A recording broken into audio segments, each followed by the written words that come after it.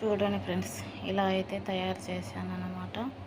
పైన అయితే ఎర్రగడ్డలు, నెయ్యి, దాచిన చెక్క పౌడరు అవన్నీ వేంపి మరి ఇలా అయితే పెట్టాను అన్నమాట. ఎలా ఉంది, బాగుందా?